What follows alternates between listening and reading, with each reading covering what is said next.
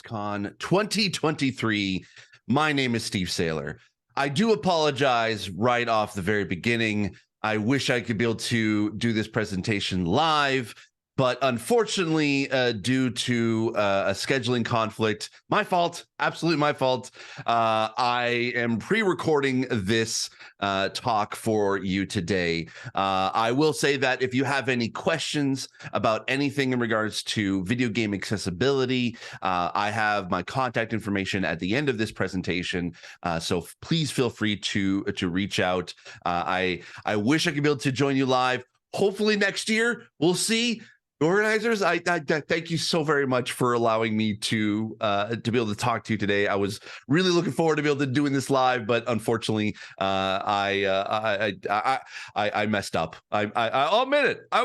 I messed up, and you're getting pre-recorded Steve instead of live Steve, and that's a real shame. That's a real shame, to be honest. Anyway, moving on. All right, so today's talk is I have here is moving from why to how in video game accessibility. I know that we'll be talking about a lot of digital and web accessibility over the course of the next 2 days, and I'm really looking forward to hearing what your thoughts are on that after these 2 days.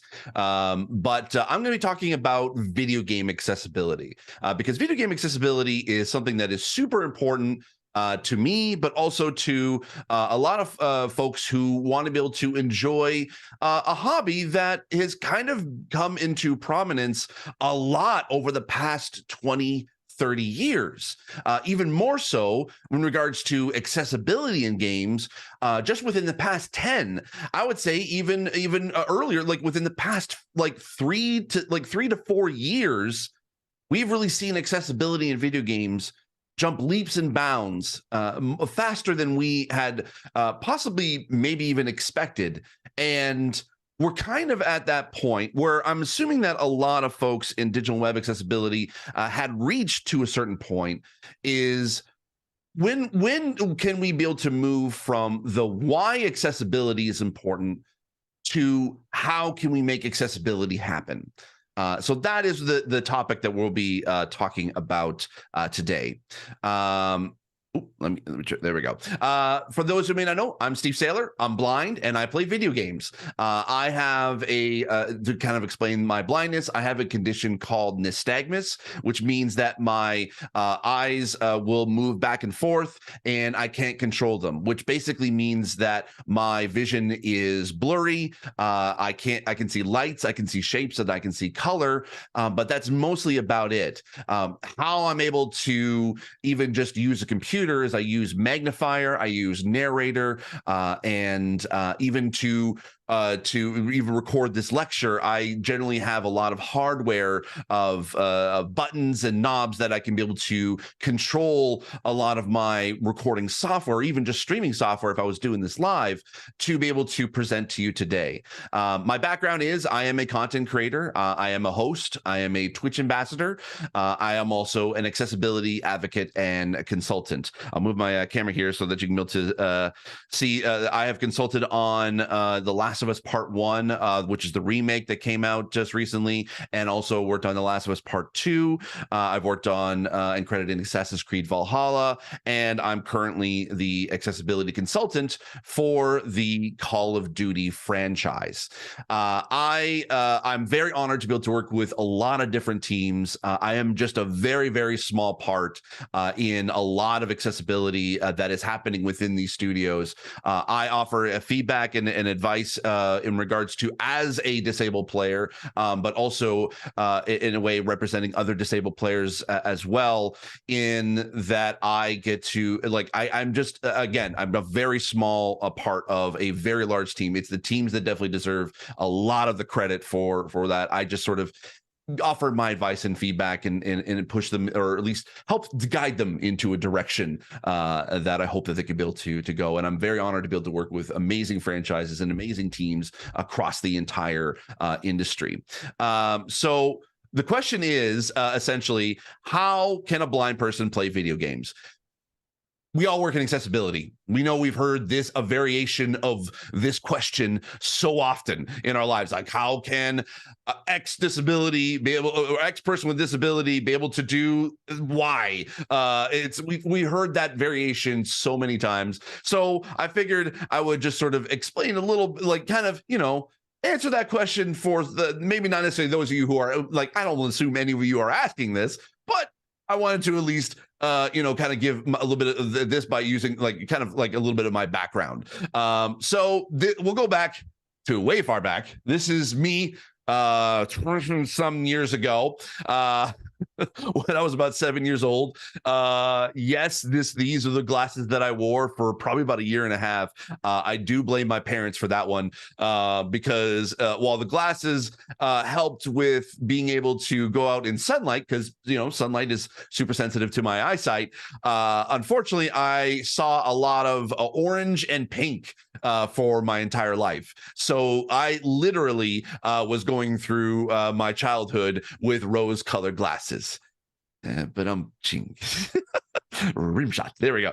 Anyway, so I was born with this disability. So I don't know what normal vision is like. And essentially with my glasses on, my visual acuity is 2200. I know you probably understand at least what that disability might be, but for those who may not, technically, if you think about 20/20 vision is perfect vision. If you're looking at something that's 20 feet away, to you, it'll look like it's 20 feet away. For me, with glasses on, something that's 20 feet away, it looks like it's 200 feet away.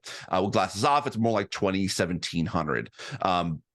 And that's basically been my entire life. I never known what normal vision is like. I've tried as a kid to potentially get laser eye surgery, but the doctor was like, yeah, no, they would have to take too much off the cornea in order to be able to see, or even to get it to even just to work with whatever the primitive, or at least the technology at the time.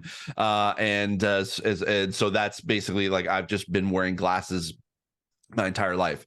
I do have some independence. I don't need a guide dog or a regular use of a cane in order to be able to live my life independently. But I do have a cane for whenever I'm traveling or when I'm having to go on like in public, like sort of big public areas.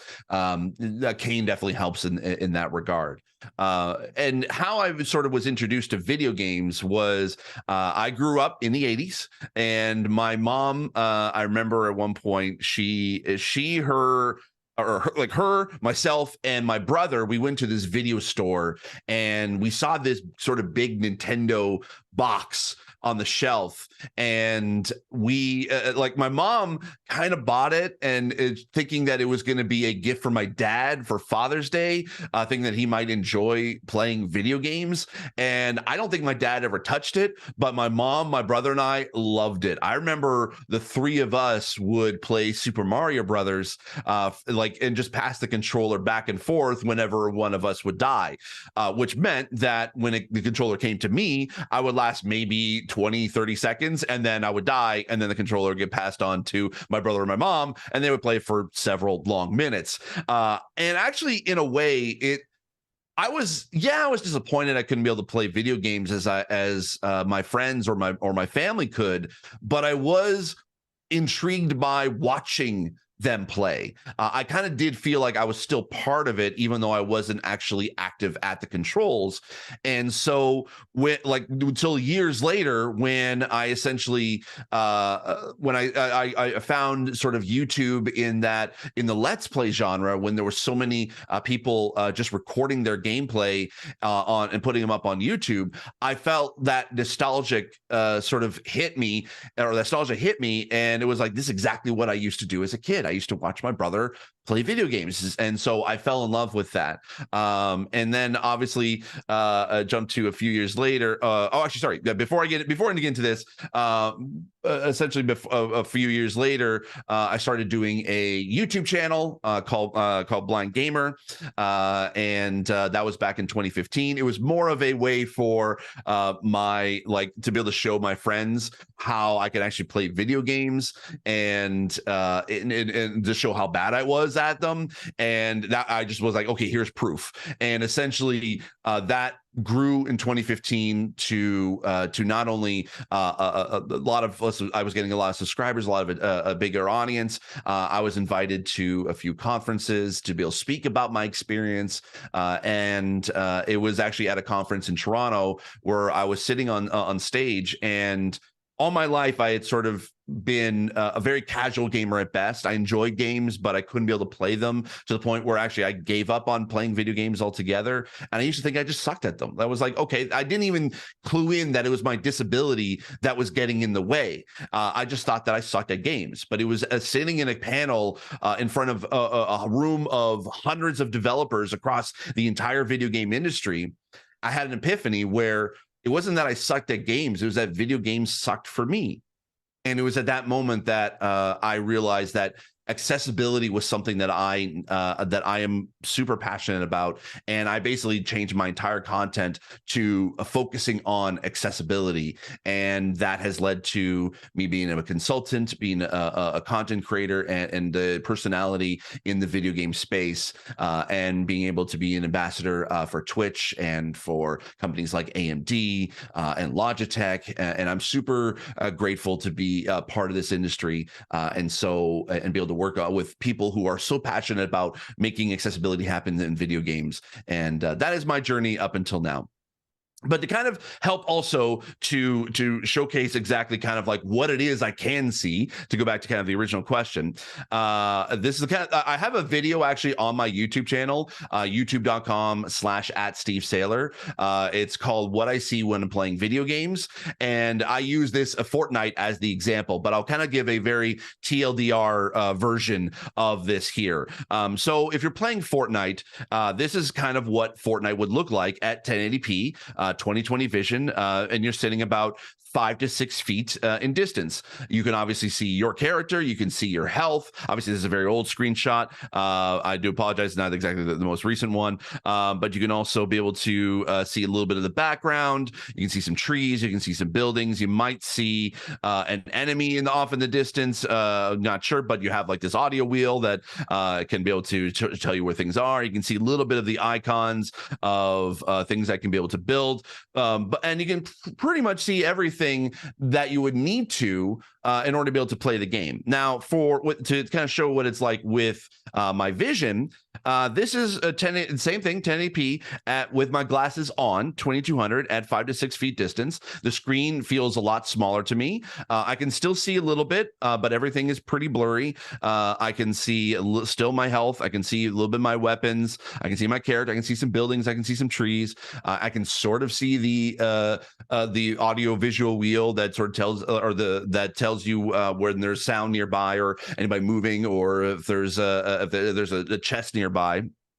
But essentially, this is like a kind of pretty much what I see just with glasses on. Now, the way I normally play video games in general now is I actually sit about 1.5 feet away from like less than 1.5 feet away from a 50-inch TV that acts as my computer monitor and also my gaming TV. It's literally about the same distance from me to my camera right now, as far as like that's how I'm able to interact and play video games and also use my computer. But if I'm sitting in a living room setup, this is pretty much the visual acuity that I would see. But if I was to take my glasses off, this is at 1700. It's obviously a lot blurrier. I can barely see what any of the weapons are. I can barely see my health. I can barely tell if are they buildings or is it a haystack off in the distance? I can't tell. I can't even see the audio visualizer at all. And there's no way for me to be able to even see any enemy unless they are super up close. So that is kind of like pretty much what I see and that is with glasses off. Obviously, a lot of people with a visual disability in that visual disability spectrum can see better or worse than I can, but essentially this is just the vision that I currently have, to kind of give that example. So let's start it. Let's actually jump into the talk in general. So let's talk about Part one, what is the reason why? Why do we care about video game accessibility? And often there are about three, this is kind of a culmination of a lot of different questions that are being asked, why accessibility is important in video games. You probably heard a variation of these questions yourself in your line of work. But the three sort of main questions that people are gamers or just people who don't understand what accessibility means and what accessibility can do, these are generally the three most common questions that that we in the accessibility community will hear. Why is it important to make games for disabled players? Why should studios dedicate time, money, and resources to add accessibility? And why should studios cater to a small percentage of an audience? Now, we all inherently know the answers to these because we probably have given these answers pretty much at rote form, where we can just give a sort of canned response and pre-recorded response or a templated response, and we would pretty much answer their question with very little effort, just because of the work that we do. But I will sort of explain it at least from a video game perspective and answer these questions before we move on to move from the why to the how. So first off, we'll talk about why is it important to make video games for disabled players. Because disabled players want to play games with their friends. They want to meet new people. We want to be social. The new way for video games to hang out while not in school is the new way for kids to hang out while not in school is in video games. Video games is a new social hangout. Disabled kids and even adults need that. Obviously, we understand that that like video games is a great way to be able to sort of turn off your brain a little bit. It kind of can also help with cognitive disabilities too, or being able to solve puzzles. It kind of helps sort of train the brain. We've even seen studies that have done that surgeons who play video games are actually see a marked improvement in their work. And so video games, but also as well, is a social atmosphere. I mean, we all know disabled people that essentially are either not as social as they want to be, or are stuck at home, especially now that the sort of the pandemic is quote unquote over and people are starting to relatively get back to pre-pandemic normalcy. A lot of disabled people are still being kind of left behind, and video games is still that way for disabled players to still connect with their friends. Over the course of the pandemic, video games just outside of the accessibility community was an amazing way for players and gamers to be able to connect when they couldn't in physical one-on-one presence. So video games is that new social hub. It's that water cooler. It's that hangout after school, jumping into games like Fortnite or Call of Duty, or even in here Forza Horizon 5, or even The Last of Us if you wanted to. That's why Twitch and YouTube became such a huge thing, because especially for gamers, because it was allowed us to be able to connect and even watch our friends play video games, and if they didn't even weren't able to participate and play with them. So a lot of times we need that social networking in today's day and age. It's so like video games is that social hangout. It's better than in most cases than social media. Sure, it has the same hangups as the negativity of everything, plus also as well the harassment that can kind of come with it. Of course, that is still there, but there has been a never better way to be able to connect and have fun with friends than now, with from friends across the world, and be able to meet new people, all just because of a shared love of video games. So a lot of I talked about can be said about any gamer, but for a disabled gamer, that is that is even more the case.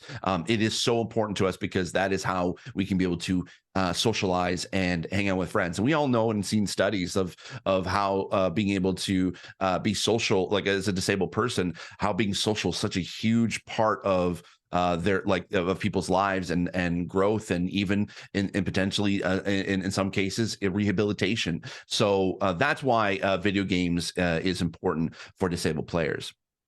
The question is obviously, why should studios dedicate time, money, and resources to add accessibility? Is it too much? Like, why are we focusing on that, like that aspect of the why do we have to dedicate so much money and time and people to just to be able to make accessibility happen? Well, of course, it is obviously the right thing to do. We all know that, and we kind of, I think, we all pretty much understand that. But by helping to make accessibility part of the design, you start to think of how can as many players as possible play their games and enjoy it. The more you open up accessibility into games, the more it benefits everyone.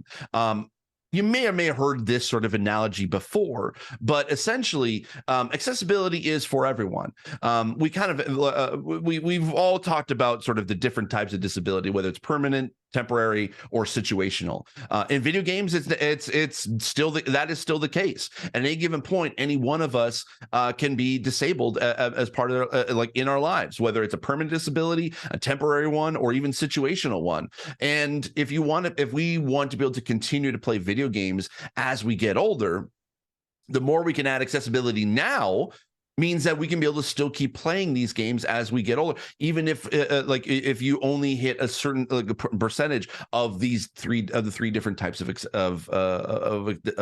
accessibility, and so or disability. And so by dedicating the time now and getting to that mindset of how to design for everyone, not just disabled players, you start to see that a lot of what the innovation that can be done essentially can be useful for other people as well. Case in point, so The Last of Us and even this game here, God of War Ragnarok, two games that were produced by PlayStation. The Last of Us Part 2 kind of became sort of the biggest game in the industry to really push a lot of accessibility on and became such a big topic of conversation in the video game industry. And part of that, there was a feature in there using high contrast mode. And obviously for high contrast mode, it basically will in video games, it'll turn your allies or your friends that you play with as a highlighted shade of blue. It will make enemies a shade of red, and it will also sort of turn the background in sort of like a muted black and white color to help those with visual disabilities be able to play the game and know who's an enemy and who's a friend. But also as well, it also had another shade of color. It uses the shade of yellow by default. You can be able to change these colors, by the way. By default, by looking for a yellow object, it tells the player that you can be able to interact with that object, or if it's a collectible item that you can be able to pick up in the game. Now, in a game like The Last of Us and also God of War, a lot of times that can, like in a very environment rich area, there's a lot of stimulation. There's a lot of things to look at, and you might possibly miss something. So, and those more so than those with visual disabilities. So yes, being able to like highlight things in yellow, being like, okay, I know that there's like an item I can be able to use for health or for my healing over here, or like an ammo over here, or even a door that I can open over there. But also as well, what I started to see was that there were players that weren't disabled, that didn't have a visual disability, were using high contrast mode to help them find secret items in the game. Now, it can be said that could be sort of cheating, quote unquote, but in reality, it's also like actually I've talked to a few friends who aren't disabled. They were using that to make sure that they didn't miss anything in the room, that they looked for themselves to try to find the items that they needed to, but then they turn on high contrast mode to double check to see if they miss anything in the room. And that's from a disabled player's perspective. So by adding accessibility, obviously we know this. We've seen this happen in digital and web and in real life with accessibility, that the more accessibility you have and think about it as part of the design and part of and everyone's on board and making sure accessibility can happen, it has a benefit that helps so many other people that aren't even disabled at all. So that is why you should studios should dedicate the time, money, and resources to add accessibility. And then the last question is, why should studios cater to a small percentage of an audience? we all have heard this time and time again from just like ableist people across the world. Like, why should we care about us like less than 1% of the entire world? And we've all heard that 15% of the world's population is disabled. And so if you use that that math, essentially, it is estimated that there are 400 million disabled gamers in the world. Even if that percentage was smaller, the more accessibility that can be added to games now will help those who want to continue to play games well into adulthood as their bodies change and get older. So that percentage will grow on those who will need it and benefit from accessibility options. We're essentially future-proofing the entire industry so that we can continue to play games. That we've all heard time and time again when it comes to video games that it's the thing I used to do when I was a kid. But what if you could be able to play video games today? There are so many different types of video games that cater to so many people, and you don't need to play the Call of Duties or the Fortnites of the world in order to be able to enjoy playing video games. If you play games on your phone, or if you enjoy board games, you can be able to play them in a video game form. There's even some cozy games that you can just literally just sit down and like you could run a cafe for cats. I'm not kidding. There is literally a game that is called Cat Cafe Manager, and you can be able to create your own cafe for cats, and it is the best. It is, and that's a game that you can be able to play. You don't need the high-end action, whatever. So the more accessibility that as games become spread out across different genres, we know that obviously that number grows exponentially. So even if it's a small percentage of an audience, even if it is less than 400 million players, that's still a lot. And also as well, I didn't even add this in here, it's a financial benefit too, because the more players you can be able to reach, the more money you can be able to make because disabled players are able to buy the game because they can play it. And I don't know if this if you had known this, but during the course of the pandemic, the video game industry was the only entertainment industry that grew and made more money than its other counterparts. It made more money than movies, than TV shows, and of course, yeah, movies took a huge hit, but it was the only entertainment medium that made money and made more money because people were at home playing video games, and so that obviously had a huge impact, and the more so basically means that the more games you can create that is accessible, the more money you can be able to make as a studio and as a developer. Okay. So we've kind of answered the reason why, and I'll leave a quote with this for you. This is from a friend of mine, Grant Stoner. He's a disabled journalist in the video game industry, and he wrote this for Inverse.com. Now, developers trust us to bring them the knowledge necessary to achieve their goals. No one is questioning or needs to know why we're making games more accessible these days. It's just a given. We have now moved beyond just those simple questions. We, especially within the game development scene, they have seen the reason why. They see the human element of accessibility, and they see disabled players that just want to be able to play their games. And so we've now as we're starting to mature and get to know more about how to be able to make video games more accessible, we've now moved past the why is it important, why should we do this. So let us figure out, it's just and as Grant says, it's just a given at this point, why it's important. So let's figure out and talk kind of briefly about the how. Now, how do we do it? This is a very, I broke it down to another 3 questions. How questions, but there's a lot more to it. And I'll try to be able to get into talk about as much as I possibly can in sort of a broad sense. But if you want to have any specific questions of how, please feel free to reach out. Again, my contact info will be at the end of this presentation. I basically broke it down to 3 questions. How do we balance design and options? How do we make sure we're doing it right? And how do we improve? So let's start off with how do we balance design and options? So options are great. All options are considered accessibility, but we're finding that, and we're starting to move to that. And where I first heard this sort of sentiment is actually from Adrian Thompson over at Ubisoft. They are an accessibility project lead over at Ubisoft, and they have sort of spearheaded this notion within the video game industry. Is that because we are all focused on options, we're all focused on so many accessibility options to be able to make the game more customizable for a player.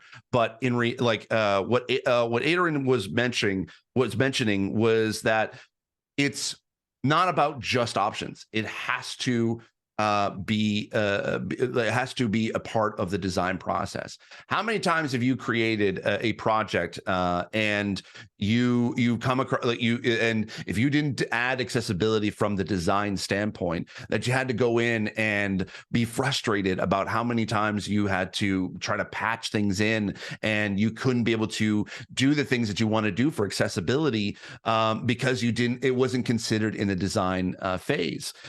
So we need more accessible design instead of just accessible options. Options are great, but there are often times where if you design an element of a game to be accessible, you may never need an option. And I have an example here for colorblindness for Ghost of Tsushima. So this screenshot right here is actually from a game from PlayStation. It's called Ghost of Tsushima. It's very much like a sort of set in the times of feudal Japan, and you are a samurai, and essentially it's an open world, it's an RPG or role-playing game, and it kind of is, if you've heard of this game before, it's very much like Assassin's Creed but with samurai. And one of the inspirations that the developers at Sucker Punch Studios who created this game, one of the inspirations they had was obviously Kurosawa films. They loved Kurosawa films, and especially with any films that he created with in regards to samurai. There's so many people were that were on the team were inspired by that. They decided to and get the blessing of the Kurosawa family to do this, or the Kurosawa estate to do this, was to create what they call the Kurosawa mode, which in a way, because it sort of is inspired by the movies or by the films, they were all in black and white. And obviously there's a bit of film grain, there's an audio element that kind of that just, when you watch a Kurosawa film, you know it's a Kurosawa film. So they wanted to Sucker Punch wanted to recreate that in the game, but that comes with a design challenge, because if you want to have a mode where you're mimicking a film style, and that film style is in black and white, well, how do you convey gameplay elements without the need for color? And so, even though Sucker Punch didn't specifically go out to do this because they were like, oh, we want to help colorblind players, but we found that essentially by creating elements and creating design choices around the idea that a player may choose to be able to play this in black and white, they had to make design choices like using icons and symbols to signify certain elements in the game, so that they didn't need color in order to be able to. So a player doesn't need color in order to be able to play. Now, because of them doing this, it obviously meant that they didn't need any colorblind options in the game. Sure, that is something that you can be able to add in for if you're not wanting to be able to play this option. But because the game was designed around the idea of, if there's no color, how do we design around that? Well, they essentially made the game fully playable to someone who is colorblind. So in reality, they didn't need those colorblind options to add into the game. So that's what we mean by accessible design when it comes to where you don't even need those options. Again, options are great, but also design can be able to answer those questions that options you may not even need for. You may not even need those options to be able to solve. And also, as well, I had a point, and I think I might have lost it. Yeah. Oh, another thing too is that the more options you have, in a game. And I'm sort of criticizing Last of Us Part 2 and God of War Ragnarok in this case, but then not in this was a bad thing to do. It's just this is what inevitably came up when all these options were being added into games, is that the more options there were, the developers were finding that players were having a hard time to find the options that they needed in order to be able to play. They did try to solve this by creating presets that you can be able to turn on, that if you needed a preset for visual disability, for cognitive disability, or for audio disability, or for motor disability, they had presets you can turn on that would enable all those options for you, so you don't have to worry about it. But if you had to go in and try to find an option that wasn't in those presets, or was in a preset that you just didn't know what it is that you need, and you go through the options, it's hard to find what is needed for for that player. So the more options you add, the cognitive nightmare it can be when you're trying to find that one specific option to be able to help you be able to play the game and feel more comfortable and enjoy the game more. So it's trying to find that right balance of options and design. And when you can design from the accessibility, or at least just think of how can everyone be able to play this game from the design and pre-production stage, that can be able to flow into all assets of production to the point where you may not even need options because it's just already baked into design. Another example I don't have here, I wish I'm thinking about this on the fly, but I would highly recommend you check out the game Hi-Fi Rush. Hi-Fi Rush is a brand new game that just released this year. It's a rhythm-based game, kind of looks like a Saturday morning cartoon, but the whole idea is that you are basically playing to a rhythm. You're playing to a beat, kind of similar to like Dance Dance Revolution, but in a sort of a combat scenario. And what they did was they integrated the element of part of the story of the game is that there is a character that essentially gets augmented upgrades, like robotic upgrades, and accidentally gets a sort of a MP3 player embedded in them, and now everything that this character sees is in beat to the rhythm of music. So everything in the environment is going to the beat, it's going to the rhythm, which helps the player to be able to try to be able to stay on beat, because the more you stay on beat, the more points you get, and the better you can be in combat in this game. So a lot of that design choices was made from the very beginning, and by doing so helped make the game more accessible to deaf and hard of hearing players, because obviously with a game where you're having to be able to go to the beat of a rhythm of music, how can a deaf and hard of hearing player be able to play this? So by adding that design element where the entire world is going to the beat, where everywhere you look there is a visualization of that beat happening, that helps the deaf and hard of hearing player, that they if they can't hear that music and be able to hear it properly, be able to stay on beat, they can be able to play the game, and they can be able to and it wouldn't be a blocker for them to be able to play. And that's another example of design meeting a balance of design and options. Okay, so moving on. How do we make sure we're doing it right? There are several ways to be able to do this, and The Last of Us Part 2 success kind of sort of spearheaded this as a template for hopefully a lot of studios who were inspired by the accessibility. This is actually the team that I was with from Naughty Dog, and also Brandon Cole, who is to my he's on the right of the screen, but to my left. He actually he and I worked together on Last of Us Part 2 in regards to helping out with the blind accessibility, but there was about 7 other consultants that were with us as well. But this team is from Naughty Dog, that when we were all working together on the game. But the success of The Last of Us Part 2 is due to 3 factors: internal champions at higher positions that were part of all the design stages from beginning to end, dedicated roles pertaining to accessibility or champions within teams to keep accessibility a focus, and bringing in consultants from all disability groups. So let's talk on the first one: internal champions at higher positions. Naughty Dog actually started their journey in accessibility, going into Uncharted 4, which was their previous game before they started working on The Last of Us Part 2. Uncharted 4 is obviously the 4th game in an Uncharted franchise that they created, that Naughty Dog created.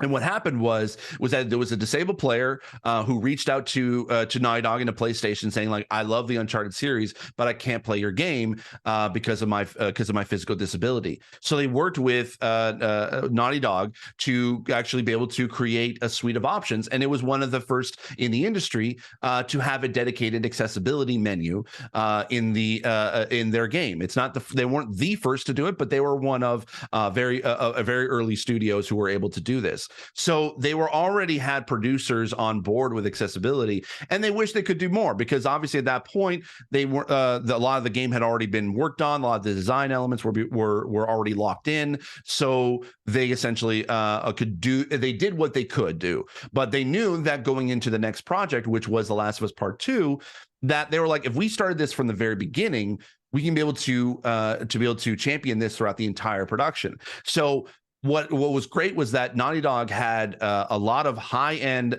positions in the company, high-end producers and executives within the company that were internal champions for accessibility, that they were able to sort of not necessarily dictate, but just sort of help sort of guide their team, and even those at a decision-making level, to be able to create sort of design elements and sort of design practices for accessibility from the very beginning. And kind of moving into the timeline for that was that there were the dedicated rules pertaining to accessibility or champions within teams to keep accessibility in focus.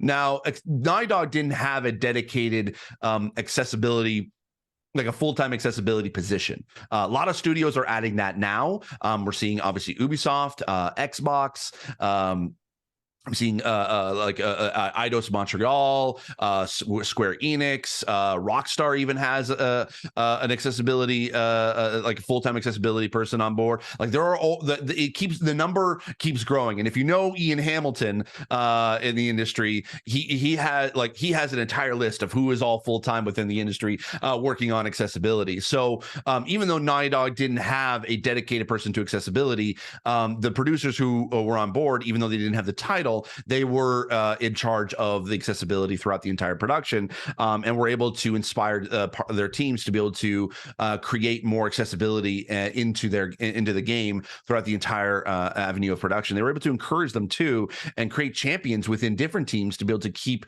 it going, to be able to keep accessibility a focus.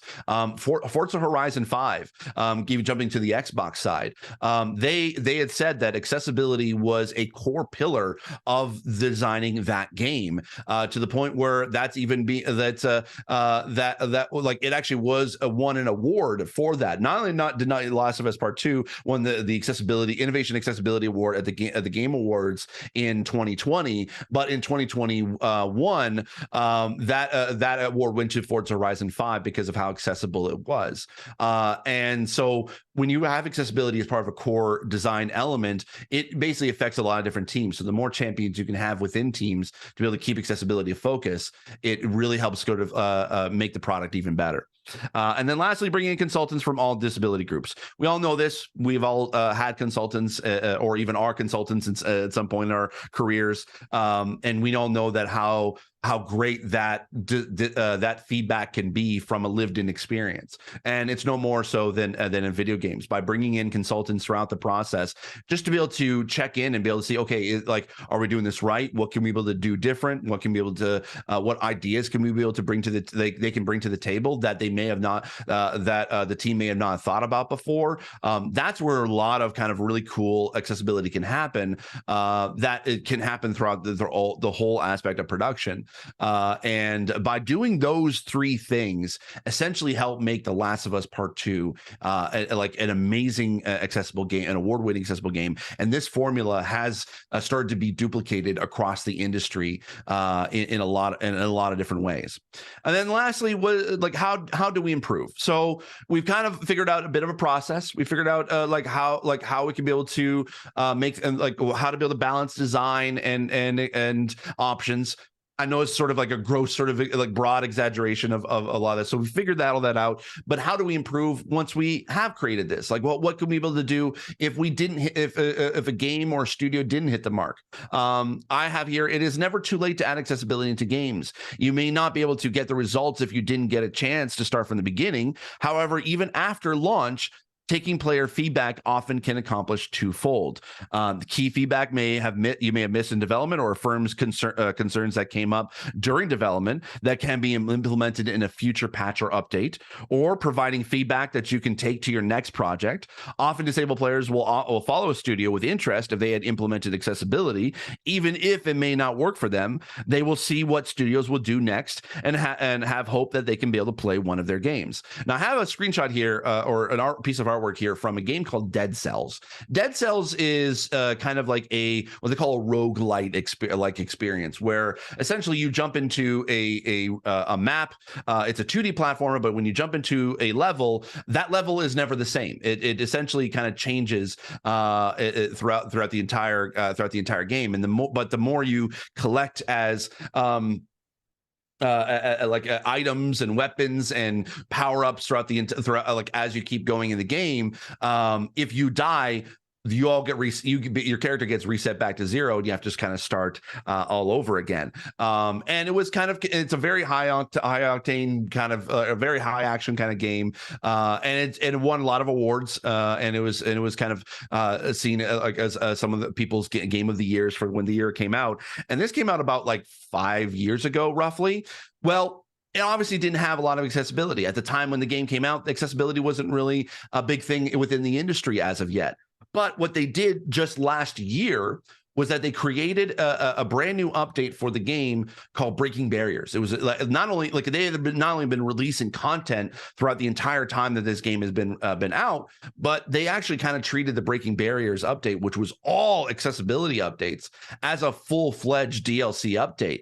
And not only did they add accessibility, they added a ton of accessibility to the point where it really did make the difference between those who couldn't play the game before to now that they could. And it was such a huge hit for the disabled community that that goes to prove what I had said before, is that it's never too late to add accessibility. If you are dedicated to making this happen, even at post-launch, in a way that was thought of as impossible before, became possible because of the time that the developers took to make accessibility happen. And they did it by implementing those at least partially of those three elements that I mentioned before, or that formula, that strategy before.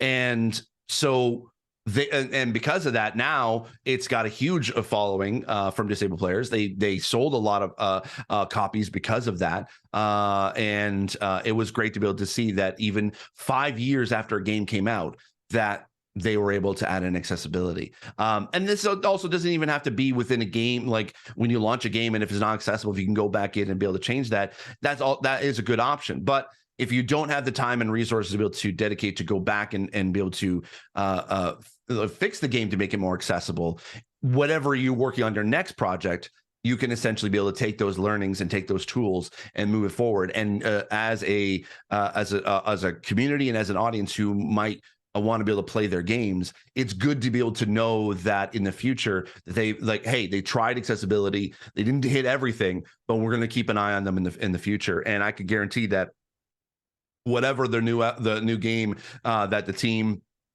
Dead Cells is able to create, guaranteed there's going to be a lot of disabled players are going to go along with them and become fans of that studio. Basically, if you're using even Naughty Dog as the example, they created some innovations in accessibility in Uncharted 4, but they then became a sort of a focal point within the disability community that, oh, Naughty Dog is doing something interesting with accessibility. Let's see what they do next. And then their next project was The Last of Us Part 2. So that's how you can be able to improve. Get community feedback. Bring those players in. Have them try to be able to play their game. And if if they can't be able to do certain things, ask them kind of what they could be able to do to improve. And that can either help in, again, bringing either a patch or an update for the game, or being able to use that knowledge for their future projects. So I want to encourage you, if you are a game developer and you're watching this, or you're listening to this, I want to encourage you that even if you weren't able to hit accessibility right out of the gate, And there was a lot of things you had to kind of sacrifice due to production, limited resources or limited tools or limited knowledge even of accessibility. You want to make your games more accessible. It's okay to do what you can. I mean, I don't know, like I'm not fully versed in the sort of the web and digital world, so I don't know how prevalent this is to your industry, but at least in regards to the video game industry, is that it's okay. We want to be able to play this game. As disabled players, we want to play your games, but we also understand that you're also learning along with us. And you're like, and even if you weren't able to hit on all the elements that you should hit, you can't be able to create a 100% accessible game. Otherwise, then it's not a game at that point. So you try the best you can, and you learn as you go, so that as you keep making games throughout your entire career, you'll be making your games more and more accessible. Okay, and one last point I want to be able to leave on: accessibility should not be a secret.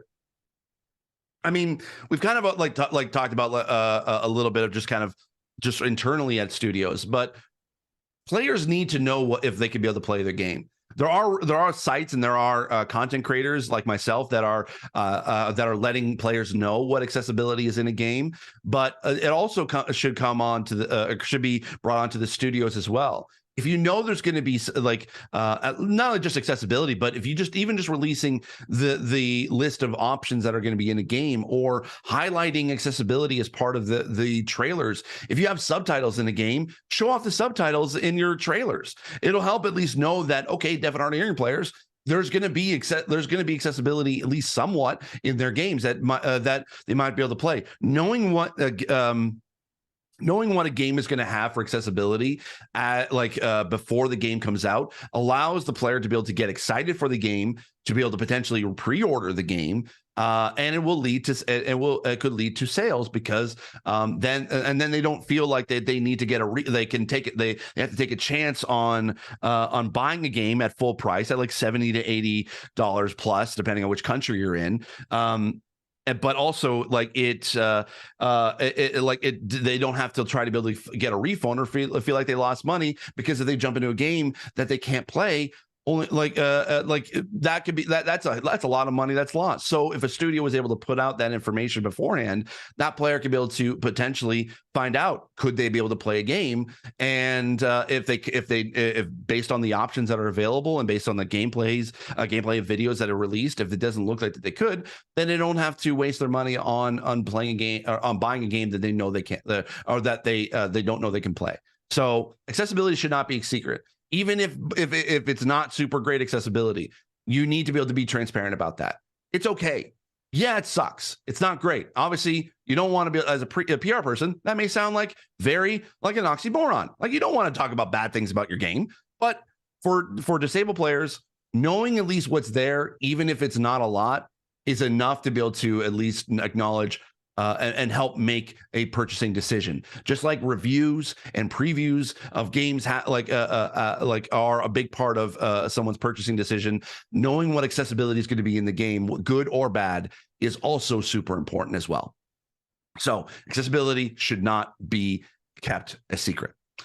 All right, and that is basically it for me. I want to thank you very much for watching this today. I do apologize for not being able to take questions, but again, if you want to be able to reach out to me, I'll have my camera here. My email is steve@stevesaylor.net. My website, stevesaylor.net. I'm at Steve Saylor on Twitter, also on YouTube, and I am Blind Gamer Steve on Twitch as well. Okay. So that is it. Thank you so very much once again to AxeCon for allowing me to be able to speak to you today. I hope it was informative. I hope you learned something about either the video game industry or accessibility to video games, or even just me in general. I appreciate that. And if anyone has any questions, please feel free to reach out, and I'll answer as best as I can. Thank you so much. I hope you enjoy the rest of your AxeCon, and I'm looking forward to hopefully be able to meet you all in person someday. Thank you very much. Have a great day. Take care.